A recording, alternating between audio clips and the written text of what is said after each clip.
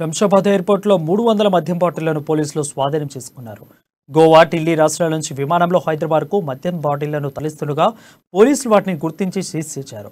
ఇక దీనిపై ఎక్సైజ్ శాఖ మంత్రి శ్రీనివాస్ గౌడ్ అధికారులతో కలిసి మీడియాతో మాట్లాడారు. ఇతర రాష్ట్రాల నుంచి దుండగులు మద్యం సరఫరా చేస్తే తెలంగాణ ఎక్సైజ్ శాఖకు భారీగా నష్టం వాటిల్లుతుందని వారు తెలిపారు. ఇతర రాష్ట్రాల నుండి మద్యం సరఫరా చేస్తే కఠిన చర్యలు తప్పవని హెచ్చరించారు.